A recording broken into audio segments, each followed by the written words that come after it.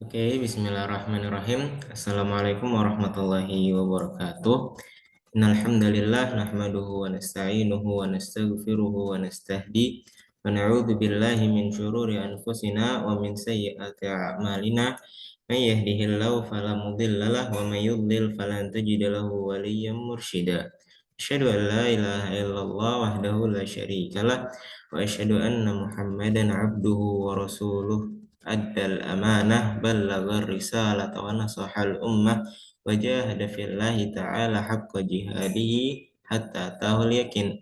Allahumma salli wa sallim wa barik wa an'im ala nabiyyika wa habibika al-Mustafa Muhammad ibn Abdillah wa ala alihi wa sahbihi wa man tabi'ahum bi ihsanin ila yaumin la raiba fih. Alhamdulillah, pada kesempatan kali ini kita masih diberikan kesempatan untuk bisa mengkaji ilmu agama, dan juga pada kesempatan kali ini kita masih diberikan kesempatan untuk bisa menuntut ilmu karena terdapat banyak fadilah atau keutamaan dalam menuntut ilmu seperti yang disabdakan oleh baginda Nabi Muhammad SAW, man salaka tariqan yaltamisu fihi ilman sahalallahu lahu bihi tariqan ilal jannah. Barang siapa yang menempuh suatu jalan untuk menuntut ilmu, maka akan dipermudah jalannya menuju surga.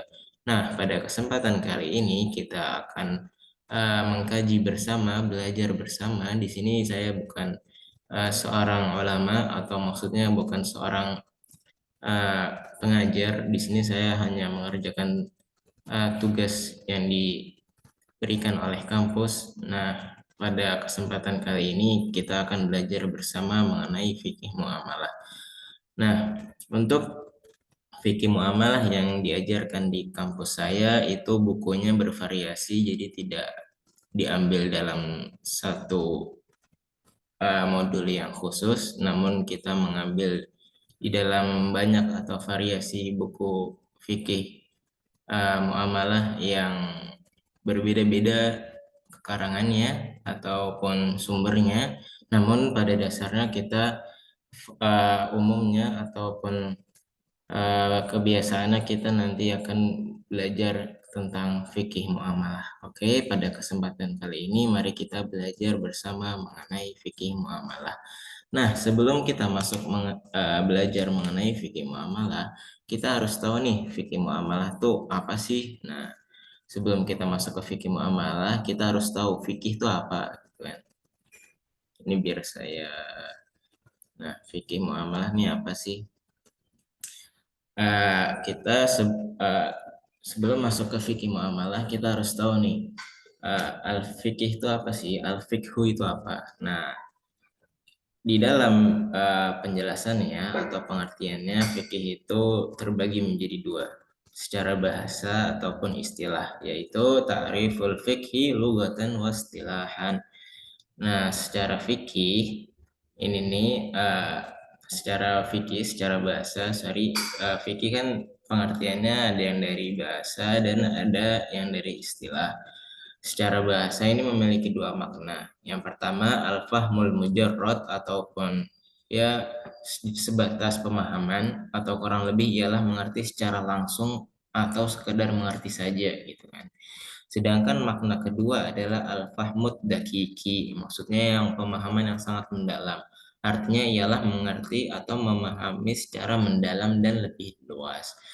Adapun kata fikih yang berarti sekedar memahami atau mengerti disebutkan dalam Al-Quran, yakni ketika Allah menceritakan kisah kaum Nabi Syuaib alaihi salam yang tidak mengerti ucapannya, qalu ya Syuaib ma nafqahu katsiran mimma taqul. Ini kalau misalnya secara pengertian ininya aja ya, sekedar pengertian dasar dari fikih bahasa. Fikih secara bahasa itu ya pemahaman, ada yang pemahaman secara biasa itu fahmul mujarrad, dan ada yang namanya pemahaman secara mendalam, fiqhud dakiki. Nah, juga ada pengertian fikih yang secara istilah. Nah, ada berbagai ulama yang mendefinisikan fikih secara istilah itu dalam berbagai makna. Cuman eh, kita bisa lihat di sini eh, ada yang sebagian ulama mendefinisikan berbeda, cuman ada juga yang ijma ulama tuh pengertiannya ya ini gitu. Oke, kita ambil dulu yang dari salah satu ulama, contohnya dari Imam Abu Hanifah. Kata fikih didefinisikan oleh para ulama dengan berbagai definisi yang berbeda-beda, ialah sebagai berikut. Yang pertama dari Imam Abu Hanifah misalnya, pengertiannya yaitu ma'rifatun nafs ma'laha wa ma'alaiha. Artinya mengenal jiwa manusia terkait apa yang menjadi hak dan kewajibannya gitu. Nah, sebenarnya definisi ini masih terlalu umum gitu, bahkan masih mencakup ranah akidah ataupun akhlak, sehingga fikih yang dimaksud beliau ini disebut juga dengan al-fiqhul akbar. Cuman para mayoritas ulama mendefinisikan fikih itu sebagai al-ilmu bil ahkam syar'iyyah al-amaliyah al-muktasibah min adillatihat tafsiliyah. Nah, artinya ialah ilmu yang membahas hukum-hukum syariat bidang amaliyah, yaitu perbuatan nyata yang diambil dari dalil-dalil secara rinci, min adillatihat tafsiliyah yang secara rinci. Wallahu a'lam, ini saya ambil dari ngajisalafi.com. Nah, kita lanjut ke pengertian fikih secara umumnya itu tuh apa gitu kan. Kita lihat nih dari latar belakangnya. Sebentar. Fikih Islam itu mencakup seluruh perbuatan manusia karena kehidupan manusia meliputi segala aspek. Fikih Islam membahas hukum-hukum yang Allah syariatkan kepada para hambanya. Demi mengayomi seluruh kemaslahatan mereka dan mencegah timbulnya kerusakan di tengah-tengah mereka, maka fikih datang memperhatikan berbagai aspek tersebut dan mengatur seluruh kebutuhan manusia beserta hukum-hukumnya. Oleh karena itu, dalam pembahasan ini kita coba tahu nih apa saja sih cabang-cabang ilmu fikih secara umumnya, dan juga apa saja cabang-cabang ilmu fikih menurut berbagai pendapat gitu kan. Nah, kita coba lihat di sini cabang ilmu fikih secara umum ada yang, jadi ilmu fikih ini terbagi-bagi gitu. Rubu' ibadah, jadi ilmu fikih ini bisa membahas mengenai ibadah, terus rubu'ul muamalah membahas tentang muamalah, dan juga apa ini namanya, munakahat yang ada namanya munakahat, dan juga yang terakhir rubu' jinayat. Jadi ilmu fikih ini secara umumnya itu membahas persenannya, ada yang dari muamalah, ada yang dari munakahat atau nikah, fikih nikah, dan juga fikih jinayat yang berkaitan tentang kisos, kafarah, dan lainnya, dan juga yang terakhir fikih ibadah. Nah, ini yang secara umumnya ya. Jadi secara umumnya kita jelaskan lagi, fikih ini persenannya diambil dari ibadah, muamalah, terus munakahat, nikah, ataupun jinayat, yaitu seperti kisos, kafarah, dan lain sebagainya. Nah, ada juga cabang-cabang ilmu fikih menurut berbagai pendapat nih. Kalian bisa membaca sendiri, banyak lah ya. Kemudian kita langsung ke bawahnya, bahwa fikih Islam dengan hukum-hukumnya meliputi semua kebutuhan manusia dan memperhatikan seluruh aspek kehidupan pribadi dan masyarakat. Ada lagi yang berpendapat tiga saja, yaitu bab ibadah, muamalah, atau kubat. Ada juga yang lain, cuman pada dasarnya yaitu ini menurut berbagai ulama ya. Jadi kita mengambil yang ijma'nya aja, yang secara mayoritas ulama itu fikih itu ya, kalau nggak membahas ibadah, kalau nggak muamalah ya munakahat seperti nikah, fikih nikah, atau enggak ya fikih jinayat atau seperti kisos, kafarah, dan lain sebagainya.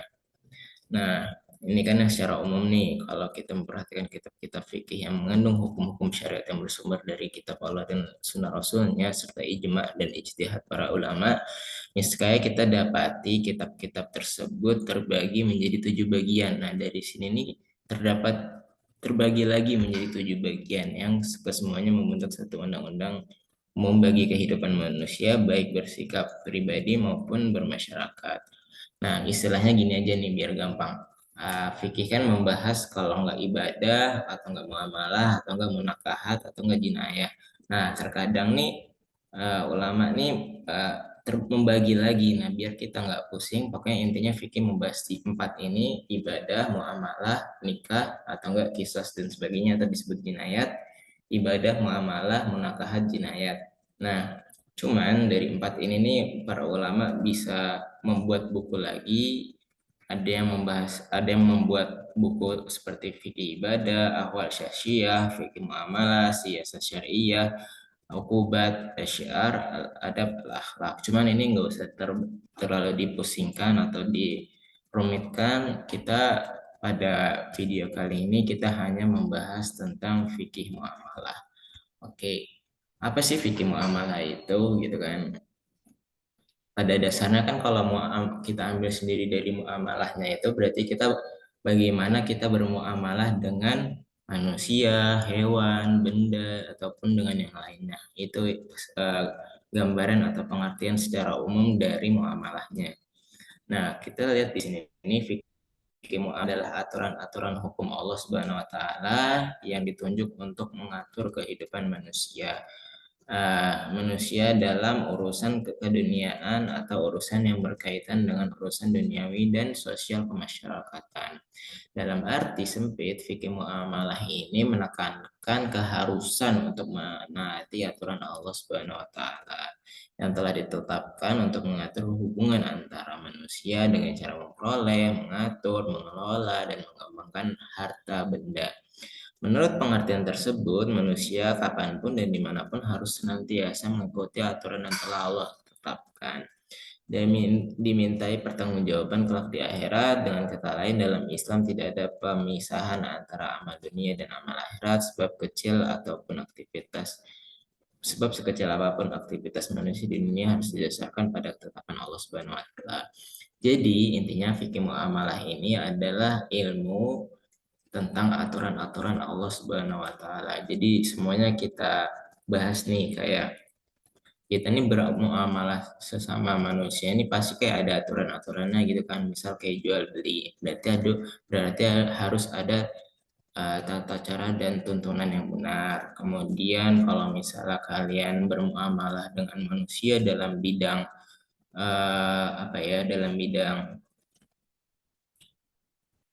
dalam bidang ibadah misalnya bermuamalah dengan Tuhan atau misalnya itu kan pasti ada tata cara dan tuntunannya.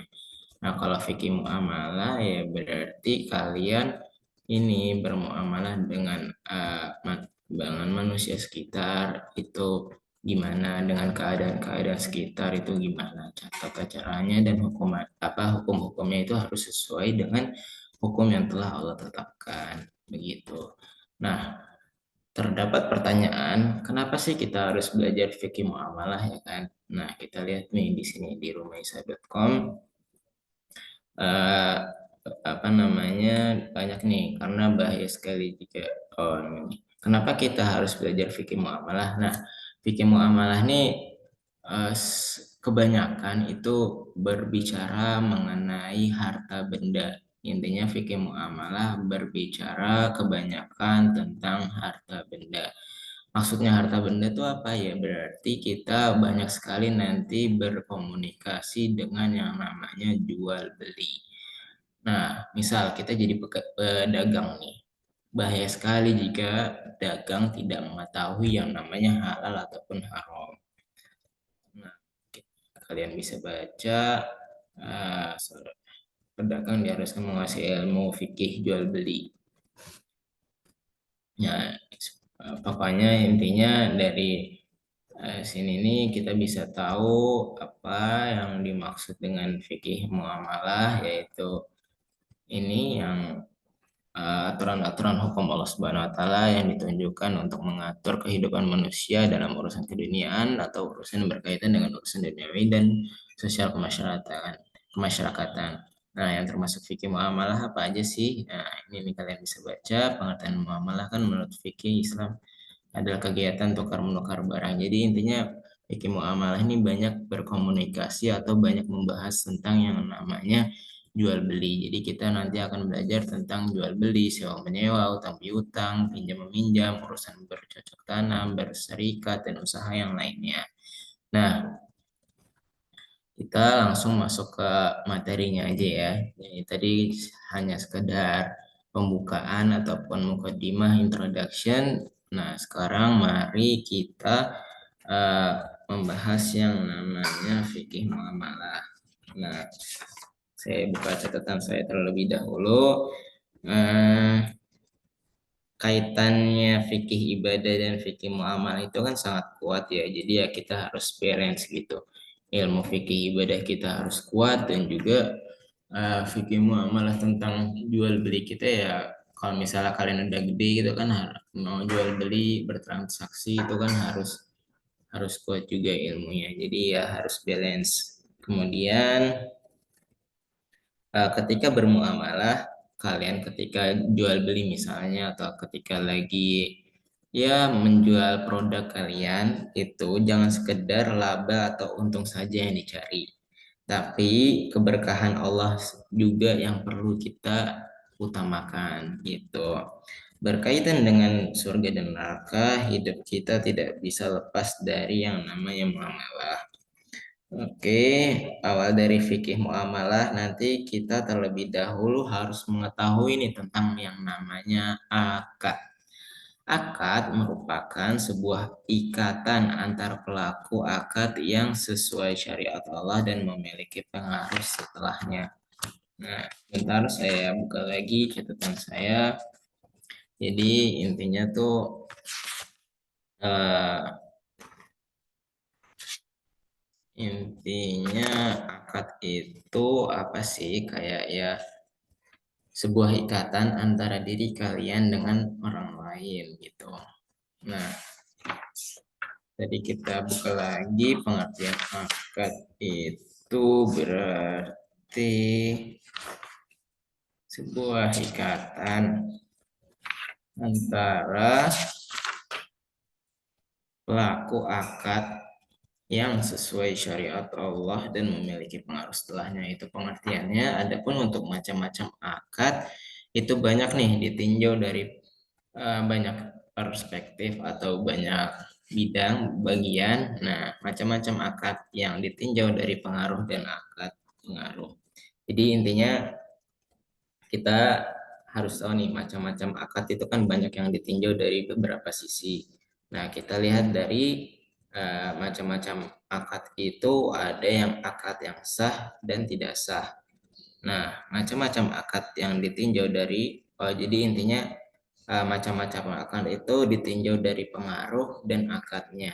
Kalau pengaruh berarti ya pengaruhnya nanti akad yang sah atau akad yang tidak sah gitu. Kemudian bentuk-bentuk dari akad itu ada 5. Muawadat, tabarruat, irfaq, tausiqat, musyarakah. Kalau muawadat itu artinya untung, yaitu komersil. Kemudian tabarruat itu sosial, nggak boleh uh, apa ya, sepertinya intinya tabarut itu sosial, kemudian irfak itu membantu dengan hak guna, kemudian tausikot menjamin hutang misalnya, tausikot ini berkaitan dengan utang piutang kalau nggak salah, dengan penjaminan hutang kalau nggak salah. Kemudian yang terakhir musyarakah yaitu kerjasama. Nah, terus banyak sekali di sini catatannya, kita rangkum saja. Intinya di dalam fikih muamalah ini kita pertama dan yang lebih utama kita harus mengetahui tentang yang namanya akad. Ketika kita sudah mengerti dengan yang namanya akad, maka di sini kita melanjutkan pembahasan kita menuju materi jual beli. Oke. Nah, di sini buku yang dipakai adalah Al-Fiqhu eh, dari pondok saya dulu. Ini buku di pondok, cuman ini judulnya kalau misalnya kalian cari di internet itu cari aja Al-Fiqhu itu dari pemerintahan Saudi atau dari Saudi lah, King Saudi Arabia gitu kan. Atau ya kalian bisa nyari referensi yang lain, cuman di sini saya menggunakan buku ini, tulisannya cuman Al-Fiqhu. Ini dibuat oleh Saudi dari apa, lembaga pembelajaran Saudi, saya nggak tahu namanya. Intinya di sini kita pertama-tama setelah mengetahui yang namanya akad, kita langsung masuk ke yang namanya jual beli. Nah, sebelum kita masuk ke jual beli, kita membahas dulu nih ahkamul muamalat fi syar'iyyah, hukum-hukum bermuamalah dalam syariat Islam. Nah, terdapat ketentuan, nidom ini ketentuan nidamul muamalat fi syar'iyyah wa abros khosoisihi. Nah, nidom ini ke aturan atau aturan bermuamalah dalam syariat dan abros khosoisihi, dan uh, apa, manfaat-manfaat atau benefit-benefit yang tampak. Abrus nih kayak yang tampak atau jelas gitu kan. Mohon dikoreksi jika salah.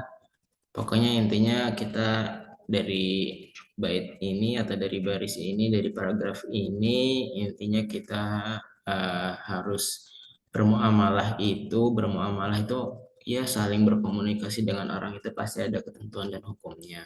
Apalagi dijual beli. Intinya fikih muamalah itu berbicara tentang jual beli. Nah, ini juga eh, benefit-benefit yang bisa kita dapatkan ketika kita menjalankan bermuamalah sesuai syariah Islam itu, yang nomor satu Rabbaniyatul Masdar. Jadi diri kita ini secara Rabbani itu bersih. Kalau salah mau dikoreksi. Terus annaha mabniya 'alal adlil kamil fala maila fiha, bahwasannya uh, ter ter apa ya, tertumbuh dari diri kita ini nanti bakal adil yang sempurna gitu, tidak ada yang sesat. Kemudian fikih muamalah ini berbicara tentang keadilan, kemudian tentang muraatul akhlak al-fadilah, tentang apa namanya, akhlak kita nanti baik sama orang nggak ketika bermuamalah gitu. Terus murtabitah bil akidah, berkaitan juga dengan yang namanya akidah, jadi harus hati-hati dalam berakidah. Dan banyak sekali di sini sampai nomor 10. Nah, kita lanjut saja. Intinya dalam jual beli itu al aslu fil muamalat, pada dasarnya ketika kita bermuamalah, ketika kita seperti saya bilang tadi ya, intinya fikih muamalah berbicara tentang yang namanya transaksi atau penjual beli. Intinya al aslu fil muamalat, pada dasarnya hukum jual beli itu hukum bermuamalah dengan orang lain yang ditinjau dari jual belinya. Al aslu fil muamalat al ibahah, pada dasarnya jual beli itu dasarnya adalah dibolehkan. Al aslu fil muamalat al ibahah fala yuhram minha syai'un illa bidalilin syar'i. Pada dasarnya hukum bermuamalah jual beli itu dibolehkan. Tidak ketika diharamkan itu pasti ada nanti dalilnya gitu. Tidak akan diharamkan kecuali nanti akan ada dalil yang mengharamkannya. Ini contoh dalil-dalilnya yang bahwasanya membuktikan bahwasanya pada dasarnya muamalah itu halal. Ini dalil-dalilnya ini. Wa halallahu al-bai'a wa harrama riba. Jadi Allah tuh menghalalkan jual beli dan juga mengharamkan riba. Terus yang kedua, huwallazi khalaqalakum ma fil ardi jami'a. Yang ketiga, ya ayyuhalladzina amanu la taqulu amwalakum bainakum bil batil. Pokoknya jangan makan harta yang batil atau haram. Illa an takuna tijaratan an taradhim minkum, kecuali ada yang namanya tijarah, jual beli dagang sesama kalian yang sesuai ketentuan yang benar. Kemudian ya alladzina amanu aufu bil uqud. Ini yang dari Al-Qur'an, terus kemudian dari hadis innallaha ta'ala farada faraid fala tudayyi'uha wa hatta hududan fala ta'taduha wa harrama asya'an fala tantakihuha wa sakata an asya' rahmatan bikum ghairan nisyan fala tabhathu anha.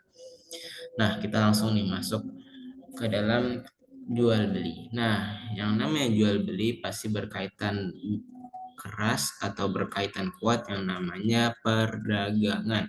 Sebelum kita masuk ke dalam materinya, kita harus tahu nih adab-adab berdagang itu gimana sih, gitu kan? Terdapat banyak sekali adab yang disebutkan di sini. Intinya yang pertama ya ta'akkad 'ala tajir ay yata'allama ahkamal bai' wasyira hatta la yaqa' fil haram. Seorang pedagang itu harus bertekad untuk mempelajari hukum-hukum jual beli sampai tidak terdapat pada dirinya kesalahan nanti, kesalahan yang menuju keharaman. Nah, yang pertama intinya seorang pedagang harus bertekad untuk belajar hukum jual beli sampai tidak jatuh dalam keharaman. Terus yang nomor 2, alat tajir ayatajan nabal gish bijami aswarihi wa ashkalihi. Seorang pedagang itu harus menjauhkan dirinya dari yang namanya kecurangan, apapun gambarnya, apapun bentuknya. Terus yang nomor 3, alat tajir ayatajan nabakat rotul half hatta walau kana shadiqan. Sebagai adab seorang pedagang itu harus menjauhkan dirinya dari yang namanya kebanyakan sumpah, walaupun sumpahnya itu benar gitu kan. Nggak boleh kebanyakan sumpah, karena kalau kebanyakan sumpah itu kayak ibaratnya sebagai seorang pendusta. uh, Halaf itu ataupun sumpah itu harus sesuai tempatnya gitu. Terus adab yang keempat apa? Alat tajir alla yatasyagal bi amri tijarah amma yahummu fi amri dinihi min shalah. Seorang pedagang itu tidak boleh terlalu sibuk dalam dagangannya sehingga dia lupa dengan perkara agamanya seperti sholat dan yang lainnya. Terus nomor 5, alat tajir ayyus sinaniyah fi tijaratihi. Harus sebagai pedagang ini harus niatnya tuh harus benar dalam tijarahnya, nggak boleh niat yang salah gitu. Terus nomor 6, alat tajir ayak sudal kasbal halal wa yatajannabal kasbal haram wa kullu ma fihi syubhah. Alat tajir sebagai seorang pedagang itu harus bertujuan itu mendapatkan hasil yang halal dan menjauhkan dari hasil yang haram. Jadi kalau dia mau dapat duit itu sumbernya itu harus halal. Nah, di antara halal dan haram itu namanya syubhah. Kemudian yang nomor 7 ya. Nomor 7, alat tajir ayyus sinat ta'amul ma'a zuba ini wa ilakihim bil basyasyah. Intinya ada seorang pedagang itu harus bagus dalam bermuamalah dengan yang lain gitu. Terus yang nomor 8, sebagai seorang pedagang ayan sah lidabainihi fala yaghshuhum wala yaktib alaihim. Intinya harus niatnya harus benar, nggak boleh curang, nggak boleh bohong dalam harga misalnya gitu. Ketika berdagang itu ngomong sama pembelinya itu nggak boleh bohong tentang, nggak boleh bohong dan nggak boleh curang dalam timbangannya misal. Terus yang terakhir ayat taharrufi baihi ma yanfa'un nas. Pokoknya harus yang bermanfaat terhadap manusia apa yang didagangnya. Kemudian kita lanjut di masalah al-buyu' jual beli, ta'riful bai' lugatan wa istilahan. Pengertian jual beli kan kalau bahasa Arab jual itu artinya bai'un. Kalau bahasa Arabnya jual itu bai'un. Kalau bahasa Arabnya membeli itu syira. Kalau kita misalnya menyebut di dalam agama kita baik al-bai'u wasyira, berarti jual beli. Cuman terkadang di dalam ilmu fikih ini kadang digabung juga, jadi al-buyu itu berarti eh, berbicara tentang menjual gitu, kaidah-kaidah atau ketentuan dalam menjual. Tariful bai' lugatan wastilahan. Pengertian menjual itu terdapat dari sisi bahasa dan juga sisi istilah. Ini kalian bisa lihat di sini akhadha syai' wa atau syai'in akhar. Jadi memberi akhadha syai' itu mengambil sesuatu, wa atau syai'in akhar, dan memberikan sesuatu itu kepada yang lain. Yang secara bahasa terus secara istilah mubadalatu ma'alin bimalin legardi tamlik. Mubadalatu malin bimalin itu artinya apa namanya, saling bertukar harta untuk bertujuan eh, kepemilikan tamlik. Nah, terus hukumnya al-bai'u jaizun, jual beli itu diperbolehkan. Dalal hukumnya menjual itu boleh dari dalilnya dari Quran ini, misalnya wa halallahu al-bai'a wa harrama riba, jual beli itu boleh. Terus yang dari menghalalkan jual beli dan mengharamkan riba. Terus yang dari sunnah dalilnya al-bayyan bil khiyari ma'lam yatafarraqa, ini yang dari sunnah. Kemudian dari ijma itu secara ijma ulama itu dibolehkan. Nah, hikmah min ibahatihi abahas syari' al-bai' lima fihi minal masali al-azimah.